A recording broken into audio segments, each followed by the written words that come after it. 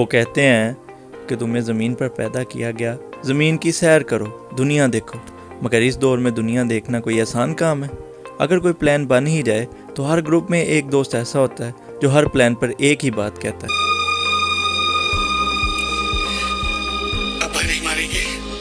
फिर उस दोस्त को उसकी क्रश के कस्में वादे देकर उसको कहा जाता है कि अपने अब्बा को मनाए। जब वो मना लेता है तो उसके बाद बनता है पैसों का मसला। जी हाँ, दोस्तों में पैसों का मसला तो बनता ही है। फिर इसी तरह बहुत ज़्यादा लड़ाइयों के बाद, बहुत ज़्यादा झगड़ों के बाद प्लान डन हो जाता है। ऐसे ही बना हमारा प्लान।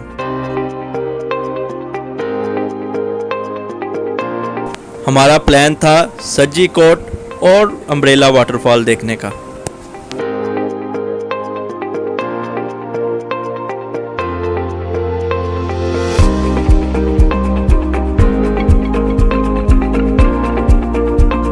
सुबह सुबह उठने के बाद हमारे सफ़र का आगाज़ हुआ। सफ़र बहुत सुहाना था क्योंकि हमने गुजरात से जाना था।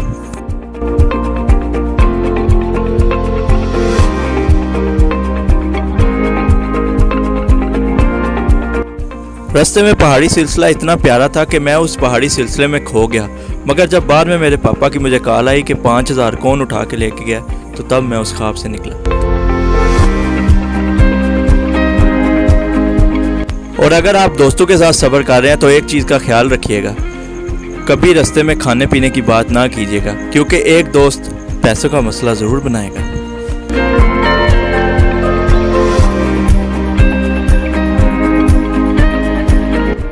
इन पहाड़ी सिलसिलों को देखकर मुझे मेरी रेशमा की याद आ गई, क्योंकि हम दोनों ने भी कसम खाई थी कि हम एक दिन इस जगह पे आएंगे।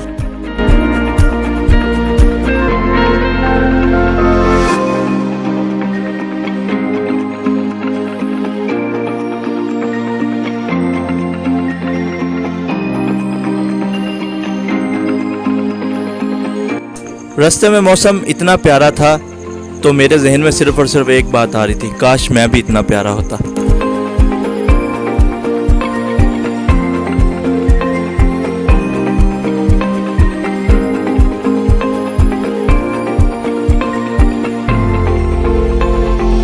मैं भी इन वादियों में खोना चाहता था, मगर मेरे दोस्त पूरे रास्ते सिर्फ और सिर्फ खर्चे की बात करते रहे।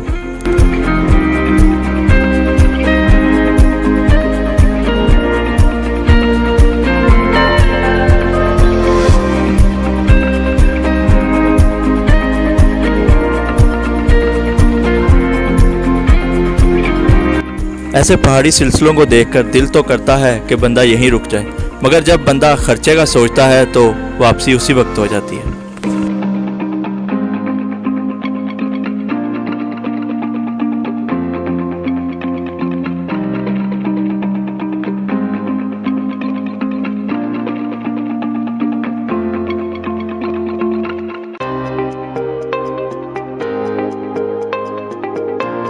रास्ते में बारिश ने मौसम तो सुहाना कर दिया था, मगर मेरे जहन में चल रही थी जियो की वो पट्टियां जिसमें आता है लैंड स्लाइडिंग का जिक्र।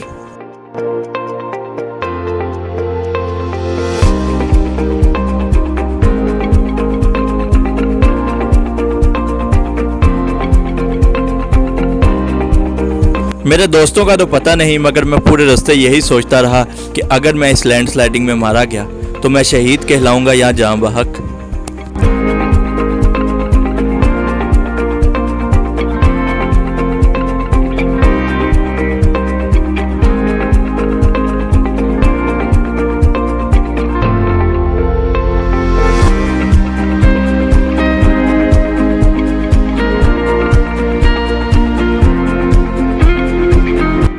ऐसी खूबसूरत जगह देखने के बाद आप सारी परेशानियां भूल जाते हैं। मैं भी परेशानियां भूलना चाहता था कि मुझे याद आया मेरे तो लास्ट सेमेस्टर में 2 F आ चुके हैं।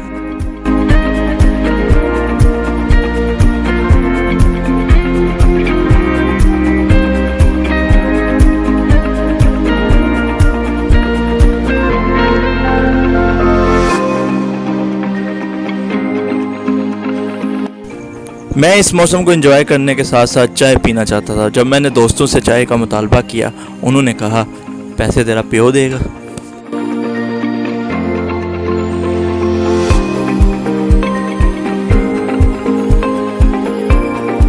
ऐसी जगह को देखने के बाद मेरे जहन में सिर्फ और सिर्फ एक बात चल रही थी कि यार इमरान खान को वजीर आज़म किसने बनाया।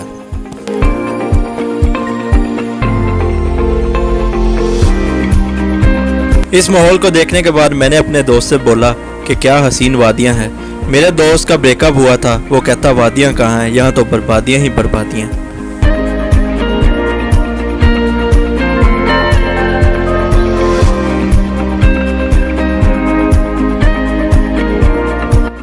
आखिरकार हम सज्जी कोट पहुंच गए। सज्जी कोट का माहौल देखने के बाद मुझे मेरी लैला की याद आ गई।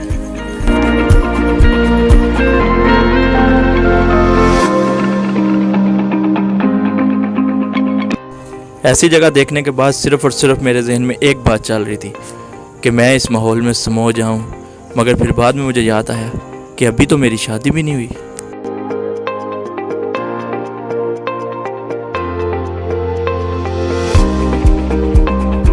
झील का बहाव देखने के बाद मेरे जहन में सिर्फ और सिर्फ एक चीज़ चल रही थी कि काश किसी लड़की का पाँव फिसले और मैं उसको बचाऊं और ऐसे उसके दिल में घर कर जाऊं। बाद में मुझे याद आया मुझे तो तैराकी नहीं आती, ऐसे मैं उसके दिल में नहीं कब्र में घर कर जाऊंगा।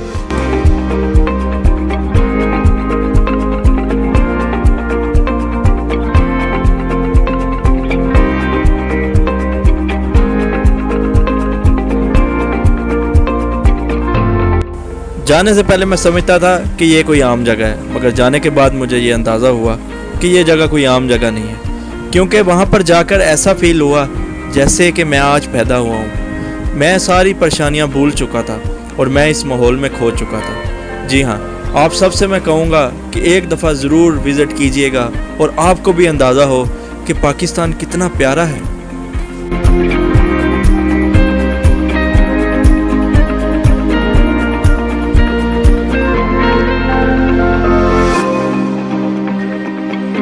वापसी पर मैं ये सोच रहा था कि पाकिस्तान कितना प्यारा है और मेरे दिल में पाकिस्तान के लिए इज़्ज़त और भी बढ़ गई थी। जी हाँ, जब हम ऐसी जगहों पे जाते हैं तो हमें अंदाज़ा होता है हमारा मुल्क कितना प्यारा है।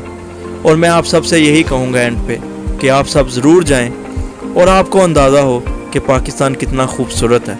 इसी के साथ मुझे दे इजाज़त। अल्लाह हाफिज़।